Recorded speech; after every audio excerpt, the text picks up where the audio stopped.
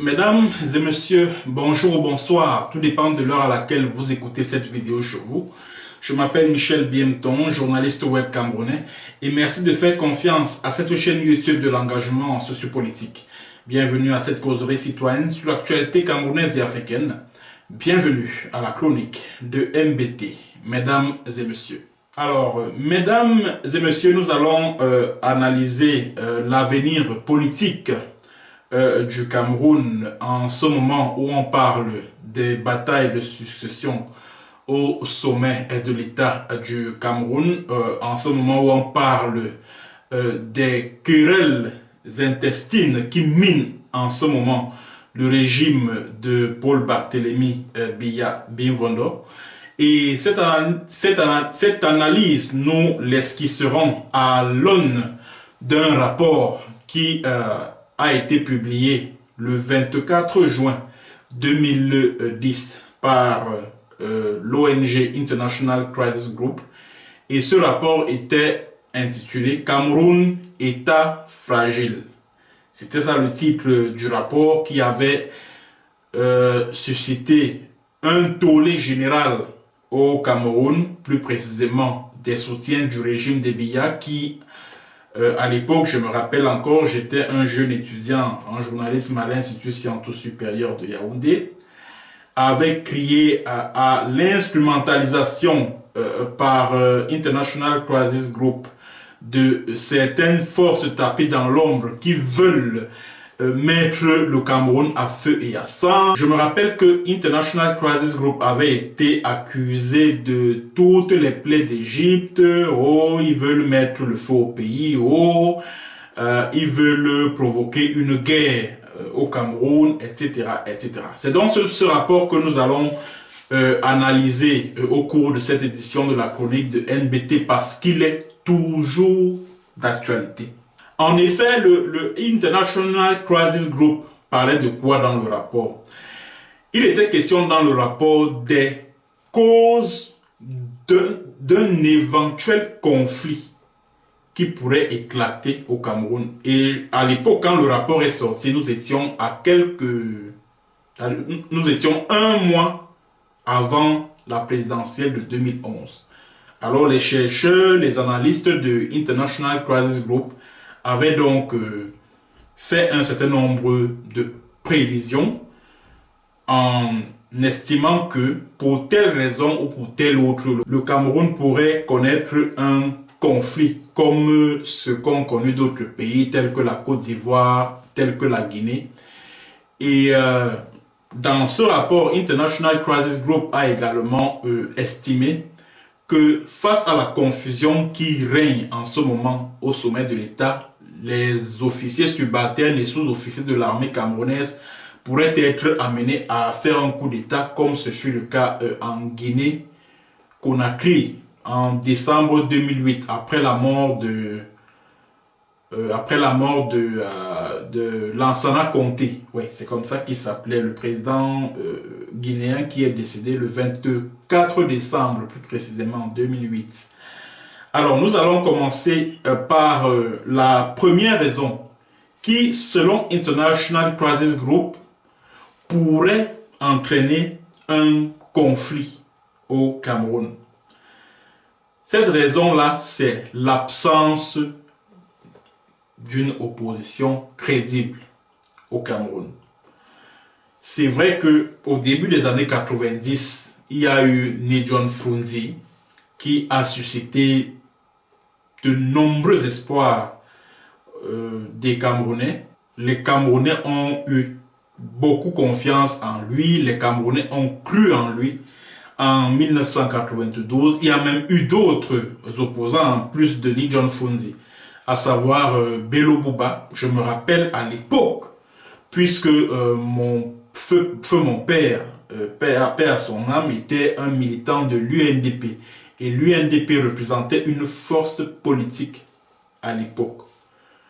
Mais malheureusement, Bello Bouba est allé conclure des deals avec le pouvoir de Yaoundé qui ont sérieusement affecté l'influence qu'avait l'UNDP à l'époque. Donc l'UNDP ne représente plus une menace politique pour Paul Biya depuis que Belobo Bamaïgare a conclu un accord avec le RDPC de Paul Biya. Et ces accords ont été conclus en 1997. Et ce sont des actes pareils. Et sans compter aussi le fait que certains barons de l'UNDP, tels que Amadou Moustapha, tels que Issa Chiroma Bakari, ont été retournés par le RDPC. Et il y a aussi le fait qu'après les législatives de 1992, l'opposition avait la majorité au Parlement. Mais c'est parce que le MDR de Dakole Daïsala est allé tisser une alliance avec le RDPC.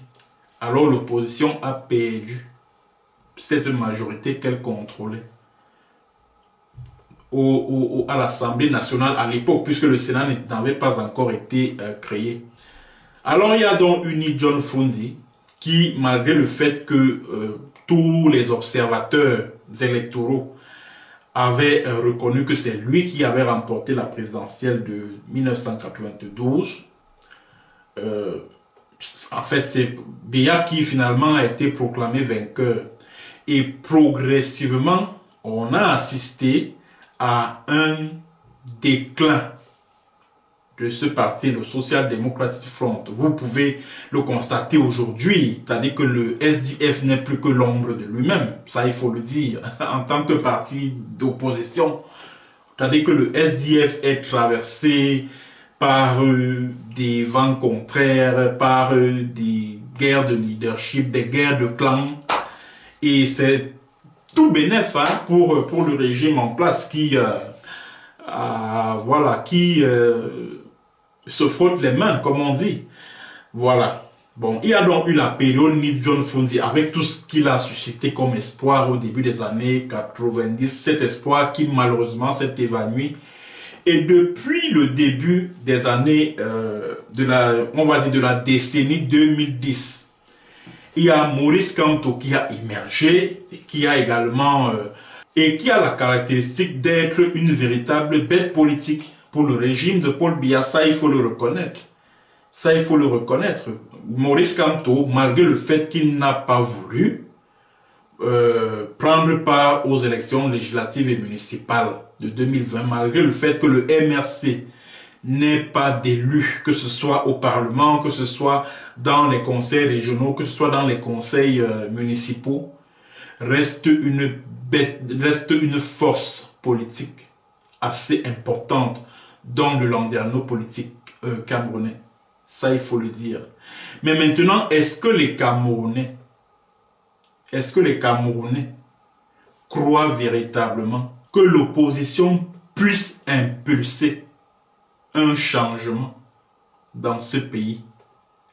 Est-ce que les Camerounais croient encore en l'opposition au Cameroun? Je ne pense pas. Je ne pense sincèrement pas. Alors l'opposition étant donc fragilisée, alors l'opposition ayant perdu en crédibilité, qu'est-ce qui reste au peuple? Au peuple, ce n'est que la rue. D'ailleurs, voici ce qu'avait écrit International Crisis Group à l'époque, quand cette ONG publiait son rapport en 2010. Les partis d'opposition ont subi des tests importants depuis leur arrivée sur la scène politique au début des années 1990. Il leur est de plus en plus difficile de contester les méthodes de gouvernement du régime et de proposer une alternative crédible à mesure que ce dernier a perfectionné ses techniques de retour à l'autoritarisme. Pour eux, ce défi reste cependant vital, car quand l'opposition s'essouffle, que reste-t-il à la population?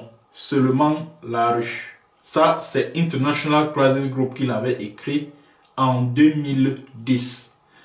Comme pour dire que le pouvoir s'est arrangé depuis le retour au multipartisme au début des années 90, de travailler à ce que l'ordre politico-institutionnel ancien, c'est-à-dire que l'autoritarisme, le parti unique que les Camerounais ont vécu sous Amadou Ahidjo puisse revenir à la surface, de telle sorte que l'opposition ne représente plus une alternative crédible aux yeux des Camerounais. Et c'est ce qui se passe aujourd'hui.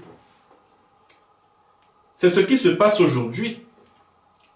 C'est vrai, Maurice Kamto, selon les informations qui me parviennent, donne des sueurs froides, des cauchemars au régime en place. Mais maintenant, est-ce que Maurice Kamto est à même de se porter candidat à l'élection présidentielle, dans la mesure où son parti, le MRC, n'a aucun élu, que ce soit au Parlement, conseil régional, conseil municipal?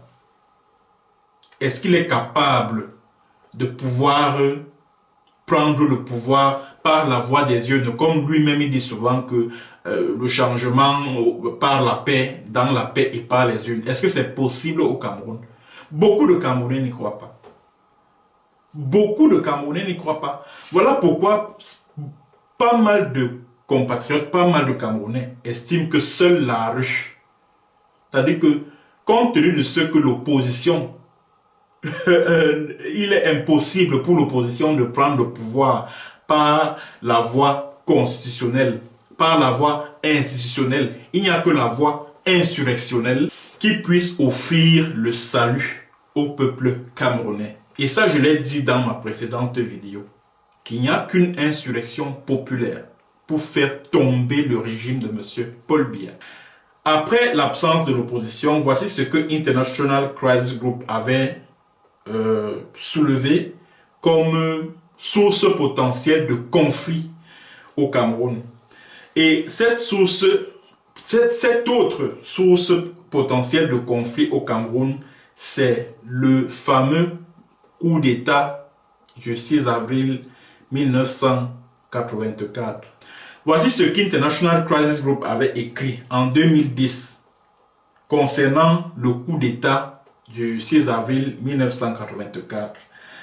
Les origines de ce déséquilibre ethnique remontent à la réponse de Biya à la tentative de coup d'État d'avril 1984.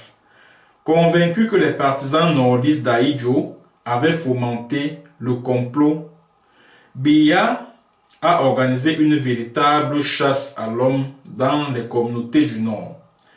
Les forces de sécurité ont arrêté plus d'1 millier de personnes et procédé à de nombreuses exécutions extrajudiciaires. Ça, ce n'est pas moi qui avais écrit, c'est International Crisis Group. Et je vous l'ai dit, et je vous ai dit dans ma précédente vidéo, que les nordistes là, qui ont perdu un être cher après le vrai faux coup d'État manqué du 6 avril 1984 là, ils n'ont jamais oublié cette période-là.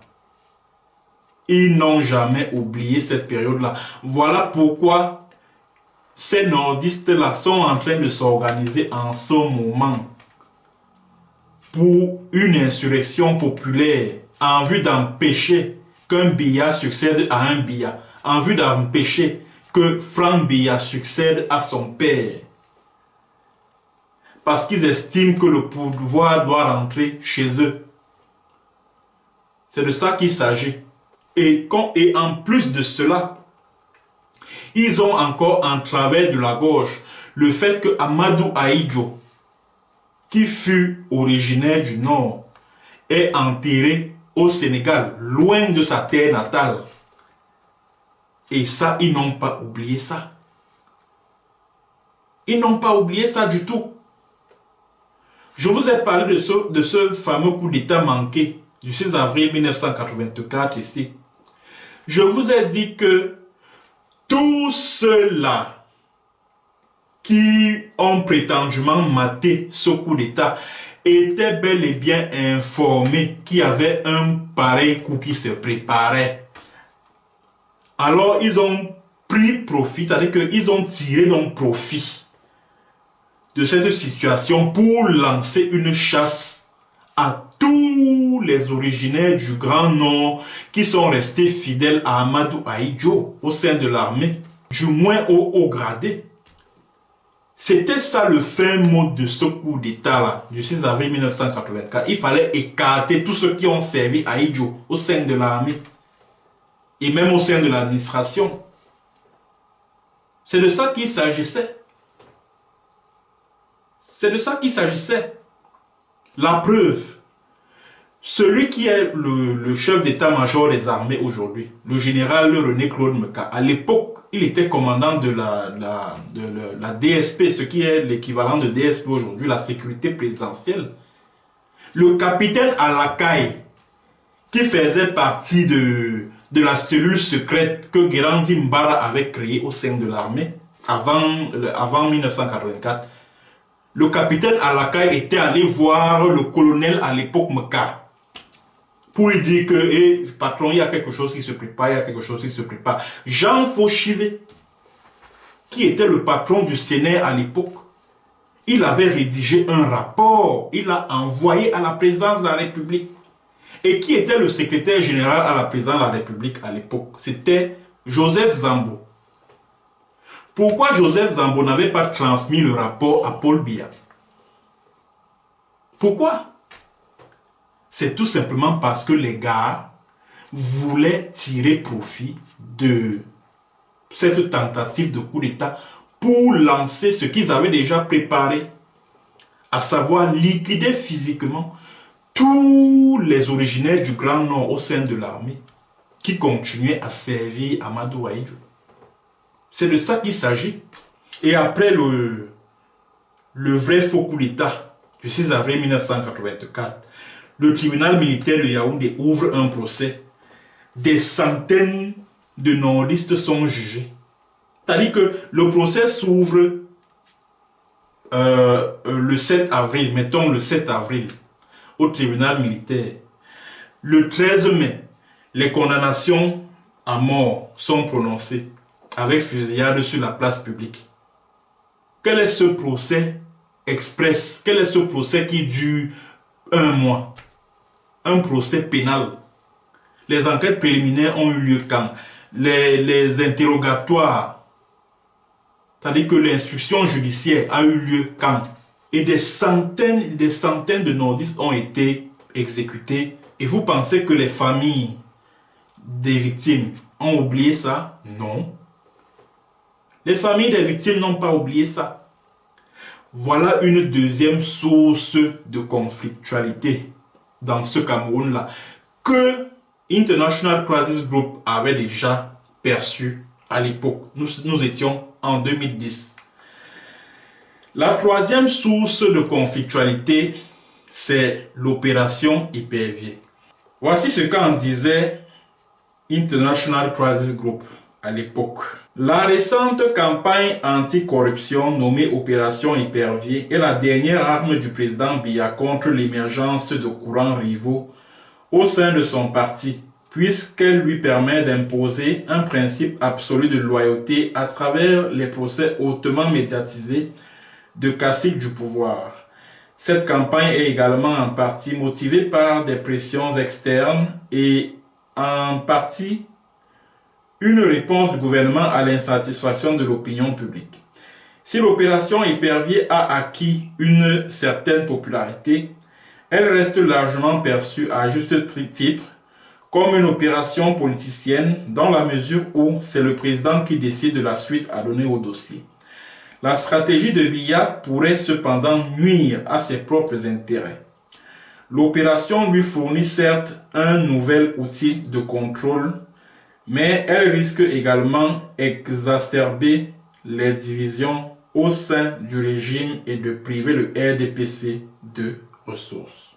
L'opération Épervier que Paul Biya a lancée après sa victoire à la présidentielle de 2004, comme le dit si bien International Crisis Group, comme le disait, puisque le rapport date de 2010, a eu le don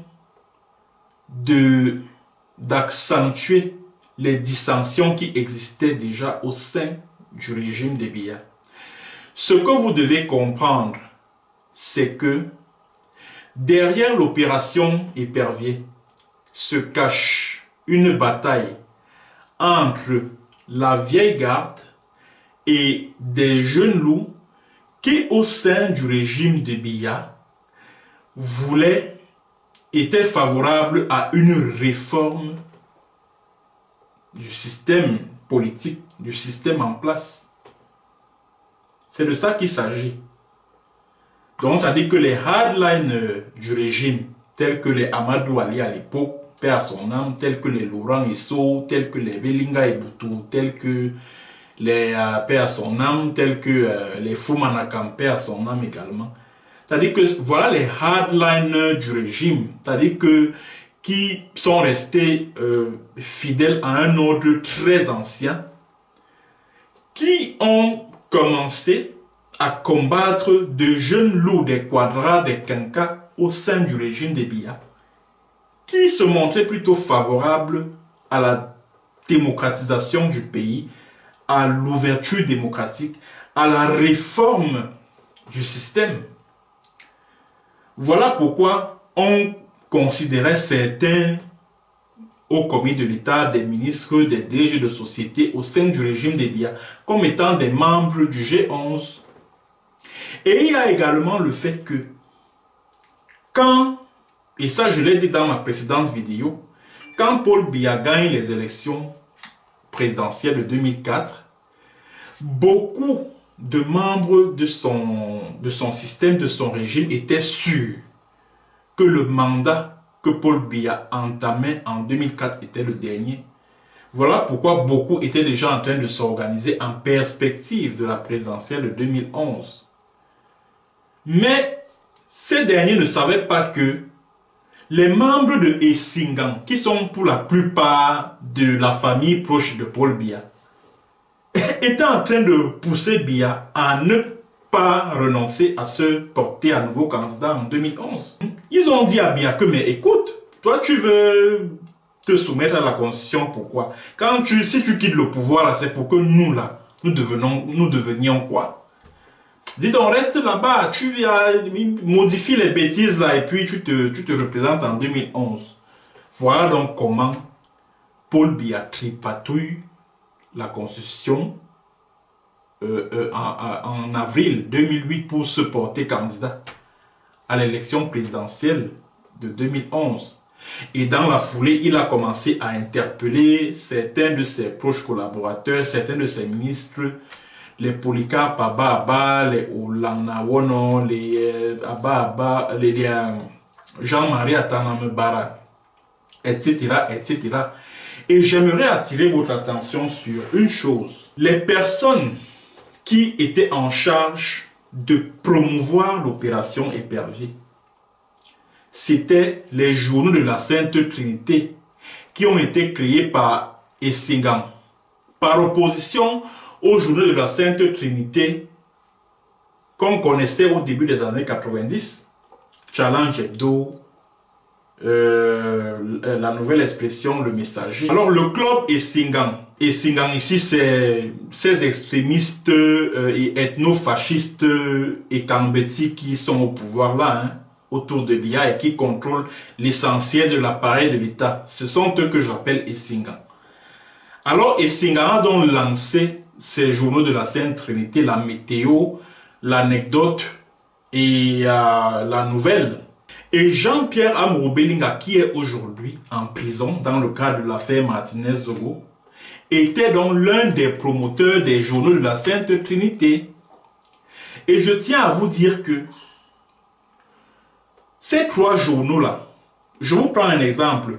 Quand il fallait interpeller Urbain Olanawono, Atanamebara et Abba Polycarpe, qui sont ceux qui étaient au courant du mode opératoire, de la date à laquelle tout cela va se passer, de comment ils seront arrêtés, comment ils seront humiliés à la division de la police judiciaire à Elegesuno? Qui sont ceux qui ont donné, qui avaient l'exclusivité de comment les Abba, les Olanawono, et puis Jean-Marie Atanamebara allaient être interpellés le 31 mars 2008. Ce sont ces trois journaux-là, la météo, la nouvelle et l'anecdote. la météo, la nouvelle et l'anecdote. Ce sont eux qui avaient annoncé. C'est-à-dire qu'ils avaient tous les détails sur les circonstances dans lesquelles ces 3 ministres allaient être interpellés, pardon, je veux dire. Mais malheureusement pour eux, le 31 mars 2008, seuls Abba Abba et Olangna Wono vont être interpellés et surtout humiliés. Humiliés à un degré qui est inacceptable. Je me rappelle que la CIA TV, François-Marc Modjon qui était à la CIA TV à l'époque, il était venu jusque dans la cellule où était assis Urbain Olangna Wono sur un vieux matelas. Olangna Wono l'a regardé, lui a dit que mais vous ne pensez-vous pas que vous en avez assez fait avec l'humiliation? Vous voyez quand Paul Biya humilie des pères de famille comme ça, des hommes, c'est-à-dire que des messieurs qui ont servi l'État au plus haut niveau. Vous pensez que tous ceux qui sont redevables, vous pensez que tous ceux qui ont eu un emploi, un job, ou alors qui ont bénéficié des largesses de ces ministres-là, que Biya a humilié, qu'il a jeté en prison là, vous pensez que premièrement, leurs familles sont contentes de les voir dans cette situation? Non. Vous pensez que tous ces hommes et femmes qui ont bénéficié de leur largesse, ou alors qui ont eu une promotion ou un emploi grâce à eux, ils sont contents de les voir dans cette situation? Et la plupart de ces personnes-là sont des militants du RDPC. Voilà donc comment l'opération Épervier était de nature à semer la division au sein du régime en place. C'est de ça qu'il s'agit. C'est de ça qu'il s'agit. Et le jour où il fallait arrêter ces gens-là, seul Ataname Bara devait être arrêté le 31 mars 2008. Mais il ne l'a pas été. Vous savez pourquoi? C'est parce que le nonce apostolique de l'époque, Monseigneur Antonio Ariotti, était allé plaider sa cause auprès du président Biya. Il était allé le rencontrer au palais pour lui dire que non. M. Ataname Bara vient souvent, régulièrement à la messe, à la basilique de Mvoliela, donc vraiment il faut le laisser tranquille. Voilà donc pourquoi Paul Biya a décidé de ne pas faire arrêter Ataname Bara ce même 31 mars 2008 là. Donc le président a donné les instructions que non, il faut le laisser d'abord là. Et pourquoi ces 3 ministres devaient être arrêtés? C'est tout simplement parce qu'ils étaient accusés. Un membre de la famille des Biya avait envoyé une correspondance à ce dernier pour dire que Ataname Bara, Abba Abba Polycarpe et Olangna Wono étaient les commanditaires des émeutes de février 2008. Voilà. Que ces 3 ministres, ce sont eux qui ont jeté les jeunes dans la rue et tout et tout et tout. C'est donc ce qui a énervé Biya. Et ce dernier a donc décidé de les envoyer à la case prison. Voilà. Et je vais vous raconter un peu ce qui s'est passé concernant Ataname Bara. Quand Ataname Bara est arrêté, c'était le 1er août 2008. Bon, il avait rendez-vous avec la police judiciaire puisque il avait reçu une convocation quelques jours plus tôt. Alors, il se présente donc à la police judiciaire avec son oncle, le maître Denis Ekane. Il a été à une certaine époque directeur de ça s'appelait à l'époque la sécurité de l'État, ce qui est l'équivalent de la DGSN aujourd'hui là. Et Denis Ekane était le camarade de classe de Paul Biya au collège, non, collège Stol d'Akono, non, c'est le petit séminaire d'Akono, ou le grand séminaire, je sais pas, je ne me rappelle plus trop. Donc, c'est un camarade de classe de Paul Biya. Alors, ils arrivent donc à la PJ. c'est le commissaire Ateba Ongene qui devait entendre Atana Mbara. Atana Mbara est placé en, on appelle ça quoi, en garde à vue, le 1er août 2008. Alors, il est donc envoyé en cellule. Quand il arrive en cellule, qui est-ce qu'il trouve? Il trouve Hubert Otele Somba, un homme d'affaires qui était le directeur général de APM, Asset Portfolio Management, je crois, qui est spécialisé dans les histoires des locations d'avions et tout, et tout, et tout. Otele Somba voit Atana Mbara. Il dit, mais monsieur le ministre d'État, vous ici? Il dit, ben oui, je suis là. Ben, je suis là. Et puis, quelques jours plus tard, je crois que c'était la veille du déferment d'Atana Mbara, le commissaire Ateba Ongene invite Atana Mbara dans son bureau et Ateba Ongene a montré tout son embarras parce que l'embarras venait du fait que l'épouse d'Atana Mbara, Marie-Brigitte, est une étonne du clan Tom, tout comme le commissaire Ateba Ongene. Donc le commissaire Ateba Ongene, qui était chargé, je crois, des enquêtes économiques à de la police judiciaire à l'époque, avait en face de lui son bel oncle. Non, son beau neveu. Alors il dit donc à Atana Mbara que vraiment, monsieur le ministre d'État, vous-même vous voyez que je suis embarrassé. Je reçois des instructions ici. Pression, instruction, pression, instruction. De te déférer. Pourtant, je ne vois pas d'indice me permettant de le faire. Alors, il a donc raconté à Atana Mbara que le secrétaire, à l'époque, c'est Esso Laurent, qui était secrétaire général à la présidence. Il a raconté à Atana Mbara que un des proches collaborateurs de Laurent Esso l'a appelé. C'est le commissaire Ateba Ongene qui dit que l'un des proches de Esso l'a appelé pour lui demander de déférer Atana Mbara pour qu'il se retrouve, pour qu'il soit placé en détention provisoire à la prison centrale de Yaoundé. Le commissaire Ateba Ongene a répondu à son correspondant que moi je ne trouve pas d'indice me permettant de le déférer devant le procureur. Et par la suite, c'est Edgar Alain Mbongo qui appelle. À l'époque, Edgar Alain Mbongo était DGSN, délégué général à la Sûreté nationale. Edgar Alain Mbongo a grondé que monsieur, il dit à Ateba Ongene que monsieur, indice ou pas, ce monsieur doit descendre à la prison centrale de Yaoundé-Konenge.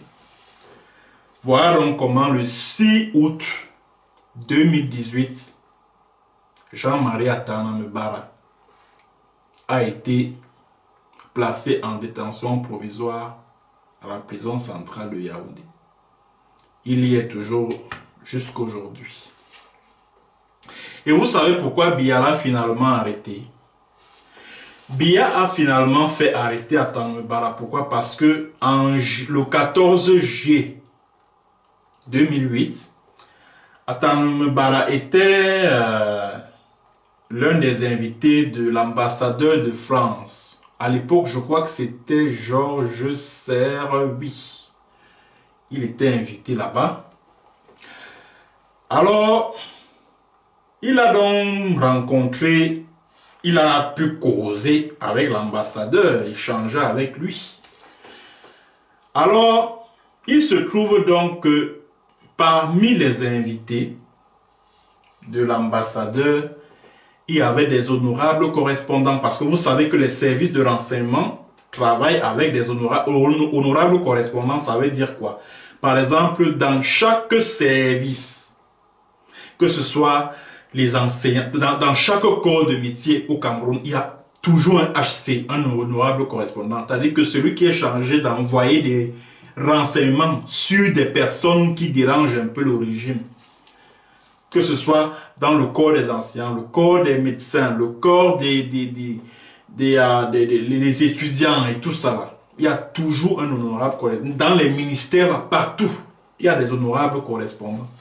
Voilà pourquoi les renseignements du Cameroun, vous blaguez. Alors, l'un des invités donc, de l'ambassadeur de France a donc envoyé, a appelé au palais pour dire que comme vous voyez là, Atana Bara est déjà en train de négocier avec l'ambassadeur de France pour le pouvoir, machin. Et vous savez que tout ce qui touche à la France, Biya, il peut devenir fou. Hein. C'est là où le grand Popol, le vieux dictateur, il a donc lancé le rouleau compresseur contre Mbara. Et ça a abouti à ce que vous connaissez là. Vous voyez, c'est autant de choses. C'est-à-dire que les ministres, les Marafa, les Iya Mohamed, les Amadou Vamourke, tous ces gens-là, vous pensez que les membres de leur famille sont contents? Vous pensez que les militants du RDPC,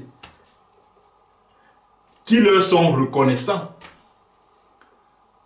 pour leur avoir permis d'avoir un poste, d'avoir, je ne sais pas moi, un emploi? Vous pensez que les commissaires de police, les Mbungo par exemple, qu'on a jeté en prison, il a eu à promouvoir certains hauts gradés de l'armée, etc. Vous pensez que ces hauts gradés là, ils sont contents de voir Mbungo dans cette situation? Et même à la police et tout ça. Vous pensez qu'ils sont contents? Vous pensez qu'ils sont contents? L'opération Épervier, comme disait International Crisis Group, a eu le don de fragiliser le régime des Biya. Et sérieusement. Ah oui. Derrière chaque victime de l'opération Épervier,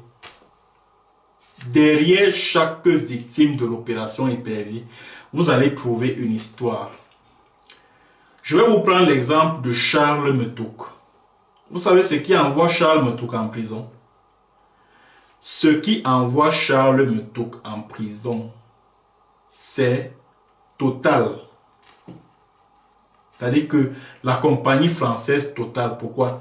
Parce que la Sonara avait lancé un marché d'extension de ses cuves, quoi. Donc l'extension de la Sonara. Et maintenant, Total avait été écarté de la liste des adjudicataires. Et vous savez que le pétrole camerounais, c'est la propriété de la France. Ça, vous le savez. Alors, les responsables de Total ont donc manœuvré pour que Charles Metouk se retrouve en prison. Ouais. Même Jean-Baptiste Nguyefa, l'ancien DG de la STDP, c'est toujours Total qui l'envoie en prison. Et vous savez pourquoi? Quand Paul Biya lance le truc là, DS, document des stratégies pour la croissance et l'emploi. Bon, maintenant, Jean-Baptiste Nguyefa veut donc se conformer à ce projet de son patron, Paul Biya, chef de l'État, tout ça. Alors, au cours d'un conseil d'administration de la SCDP, il propose la création d'un centre de stockage du pétrole au port de Kribi. Donc, comme le port de Kribi était un projet, alors il avait proposé qu'on crée au port de Kribi une centrale où on allait stocker le pétrole parce que le port de Douala était déjà engorgé. Et il a proposé que le projet soit confié à des entreprises chinoises. Ah bon, même. Le responsable de Total, qui était d'ailleurs qui faisait partie des membres du conseil d'administration. Il s'est fâché. D'abord, il a regardé le projet. Il s'est mis à maudire le projet, à le critiquer, à dire comment c'est mal, dire comment le projet est mal foutu, comment il a été mal élaboré, et ceci et cela. Il a donc décidé, ce responsable de Total là, a donc décidé de contacter, parce qu'il avait des entrées à la présidence de la République. Il a donc informé Biya directement que, comme vous voyez là, il y a un de vos directeurs généraux ici qui veut déjà confier le pétrole camerounais aux Chinois, etc., etc. Voilà comment Biya lance le rouleau compresseur contre Nguyen-Fa. Et il a été interpellé le 26 août 2009. Regardez par exemple le cas de Vamulke. C'est la famille de Biya qui envoie Vamulke en prison. Retenez ceci de Michel Biemton. C'est la famille de Vamulke qui envoie. C'est la famille de Biya qui envoie Vamulke en prison. Pourquoi? Quand Vamulke arrive à la CIA TV, il constate que sous son prédécesseur, il y avait un certain nombre, il y avait une gestion peu cavalière de la fortune, de l'argent public. Les marchés étaient confiés aux amis, aux copains, aux proches parents de la première dame, ou de Paul Biya et tout ça là. Qu'est-ce que Amadou Vamulke a fait? Il a donc décidé de mettre de la rigueur dans l'attribution des marchés publics. Et beaucoup de proches parents et de Foumanakam et de Paul Biya et de Chantal Biya qui gagnaient des marchés à la CIA TV. On leur dit que quoi? Parce qu'ils se sont sucrés, sous Mendozé. Maintenant, Vamulke arrive, il décide donc de fermer les robinets. Les gars ont donc dit que comme c'est comme ça, on va donc voir. Ils ont commencé à instrumentaliser même certains journalistes de la CRTV là, à qui l'on a demandé de rédiger des pétitions, des trucs pour contester, pour critiquer la gestion de Vamulke, etc., etc. Et certains sont même allés monter des images pour aller montrer à Biya pour dire que comme vous voyez là, Monsieur le Président, voilà donc ce que Vamulke fait montrer aux Camerounais à travers la CIA TV. Votre fille en train de fumer le gay, etc. Alors que c'était faux. Des images pareilles n'étaient jamais passées à la CIA TV. Tu sais, parce que comme Biya a déjà atteint un certain âge, certains de ses proches collaborateurs abusent de sa faiblesse. Voilà donc comment Paul Biya pique une colère homérique d'essayer de lui aussi d'aller, de balancer Vamulke.